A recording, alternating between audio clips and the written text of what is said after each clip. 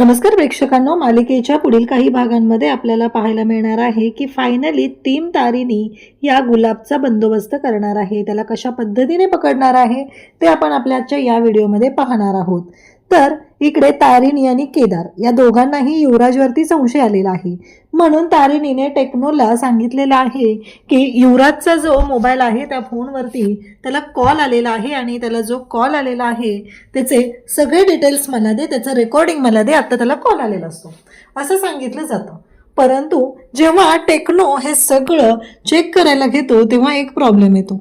Techno सांगू लागतो तारिणीला की नाही, त्याच्या मोबाईलवरती कोणताही कॉल आलेला नाही. तेव्हा तारिणीला धक्का बसतो. तारिणी म्हणते असं कसं झालं, कारण आत्ता तो फोन आलेला, तो उठून गेलाय, तो फोनवर बोलतोय.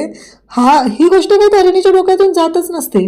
तारिणी म्हणत असते की नाही, असं काहीतरी आहे की ज्याच्यामुळं मला कळत नाहीये की काय झालेलं आहे. टेक्नो बिचारा इकडे शोध घेत असतो की नक्कीच काहीतरी असणार आहे.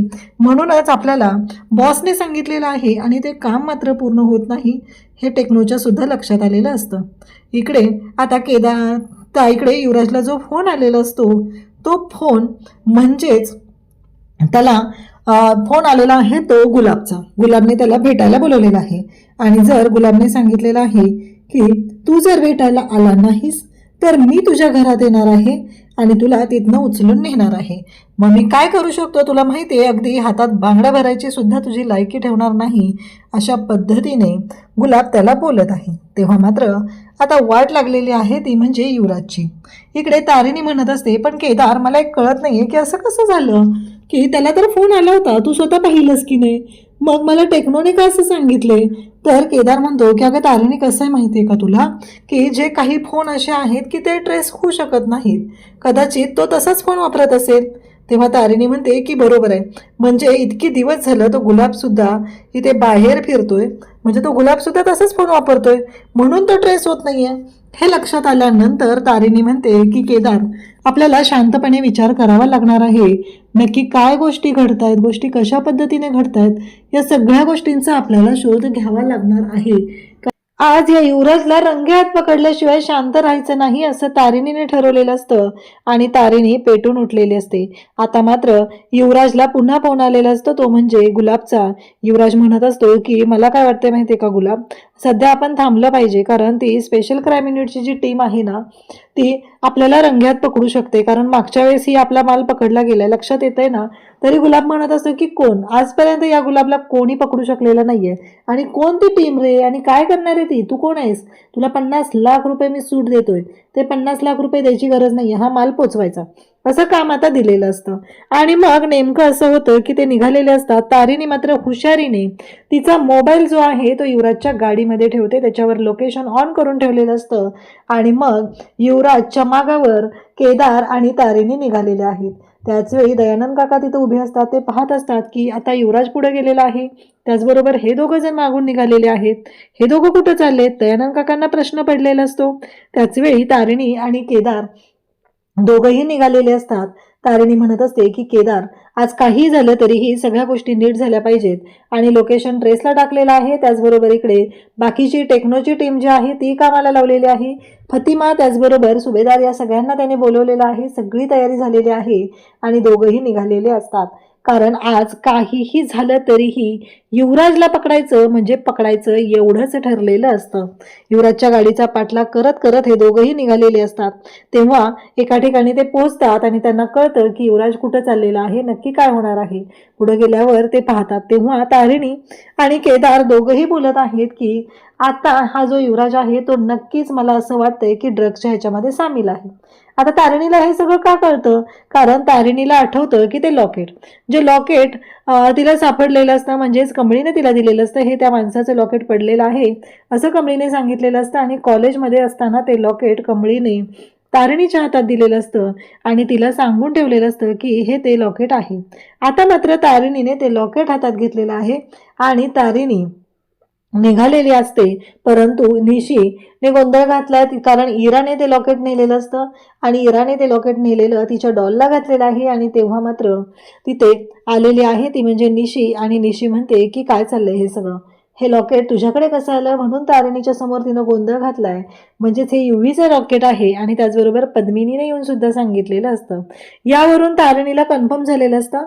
मग तारिणीने कमळीला फोन केलेला असतो आणि कमळीला म्हणालेली असते की तुला आठवतंय का, त्या दिवशी तू कॉलेजमध्ये एका माणसाला धडकलेली होती, त्या माणसाच्या बाबतीत तू सांगू शकशील का, ओळखशील का? तेव्हा कमळी म्हणते की नीटचं आठवत नाहीये. तेव्हा तारिणी म्हणते मी तुला फोटो पाठवते, मी तुला फोटो पाठवला तर तू त्याला ओळखशील का? असं म्हटल्याबरोबर कमळी म्हणते की नक्की ओळखेल की मी, एवढं काय त्याच्यामध्ये. आता लागेल तारिणी युवराजचा फोटो कमळीला पाठवते, कारण तारिणीने ऋषीच्या फोनवरती कमळीला फोन केलेला असतो. कमळीकडे फोन नाहीये ही गोष्ट तारिणीला माहिती आहे आणि म्हणूनच तारिणीनं ही कामगिरी केलेली असते. आता कमळीला जेव्हा तिने फोन केलेला आहे तेव्हा कमळीला तो फोटो पाहिल्यानंतर कमळी म्हणते हो हा तोच माणूस होता आणि कमळीने लगेच क्विक रिप्लाय दिलेला असतो. म्हणून तर तारिणी आणि केदार या दोघांनाही कन्फर्म झालेलं आहे की तो युवराजच आहे आणि आज सुद्धा तसंच काहीतरी काम करण्यासाठी युवराज निघालेला आहे.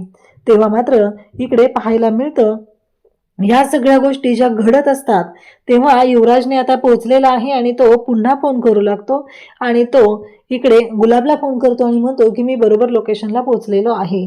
आता हा माल सप्लाय करायचा असतो आणि युवराजवरती गुलाबचा अजिबात विश्वास नाही, कारण त्यांच्यावरती एक बॉस आहे आणि आत्ता 50 लाख रुपये युवराजला द्यायला गुलाब तयार झालेला आहे. म्हणजेच तो जो माल आहे तो मात्र भरपूर मोठ्या अमाऊंटचा आहे, कारण त्या पैशापेक्षाही त्याची अमाऊंट जास्त आहे. म्हणून तर 50 लाख रुपये गुलाबने त्याला सोडलेले आहेत. तारिणी आणि केदार म्हणत असतात की त्या फोनच्या बाबतीत काय करायचं ते आपल्याला ठरवावं लागेल, कारण तो फोन का ट्रेस होत नाहीये आणि तो फोन ट्रेस करण्यासाठी काय करावं लागणार आहे हे टेक्नोशी बोलून घ्यावं लागेल, असं तारिणीने सांगितलेलं असतं. केदार आणि तारिणी गाडीवर निघालेले असतात. तिकडून फतिमा आणि बाकीची टीम आलेली असते. सगळेजण आता डबा धरून तिथं बसलेले आहेत. एकदा का गुलाब आणि युवराज पकडले गेले की मग मात्र त्यांचा बँड वाजणार असतो हे पक्क असतं. त्यासोबतच इकडे निशी मात्र विचार करत असते की काही तारिणी माझ्या संसारावर उठली, कारण तिने या घरातला पैसा पाहिजे म्हणून तर त्या केदारशी लग्न करून या घरात आलेली आहे आणि जेव्हा तिला कळलं की केदार या घरचा वारस आहे म्हणूनच तिने ते लग्न केलेलं आहे. पद्मिनी म्हणत असते की हे बघ, तुझं जे काय चाललंय ना ते तुझ्याजवळ ठेव, याच्याशी मला काही देणं घेणं नाहीये, पण माझ्या युवराजच्या बाबतीत काही चुकीचं घडलं तर मी सहन करणार नाही. इकडे निशीला वेगळीच काळजी वाटत असते, जर युवराज मला सोडून गेला तर काय करू आणि मी कसं करणार आहे, मी कसं जगणार आहे, असं तिला वाटायला लागलेलं असतं. तेव्हा मात्र युवराज तिला स्पष्टपणे सांगतो की काहीच टेन्शन घ्यायची गरज नाहीये, मी कुठेही जाणार नाही. आता मात्र तारिणी आणि केदारची टीम बरोबर तिथं पोहोचलेली असते आणि मग तिथे गुलाब बाहेर पडलेला असतो आणि यावेळेस नेमकं गुलाबला कळलेलंच नसतं की त्याच्या मागावरती कोण आहे, कारण स्पेशल क्राईम युनिट जे आहे ते कशा पद्धतीने काम करतं हे मात्र गुलाबला चांगलंच माहिती आहे. पण तरीही यावेळेस गुलाबचा अंदाज चुकलेला आहे, कारण एवढं युवराजने त्याला सांगितलेलं होतं की आता रिस्क आहे, आपण माल घेऊन जायला नको आहे, परंतु आता युवराजच्याच पापाचा घडा भरलेला आहे. त्याच्या तोंडावरती जो मुखवटा घालून तो फिरत आहे चांगुलपणाचा, त्याला गुलाब जे बोलत असतो ना तुला घरी पण किंमत नाहीये, ते खरंच आहे, कारण त्याला कामच करायचं नाहीये, फक्त गोंधळ घालायचा असतो आणि तेच काम तो करत असतो.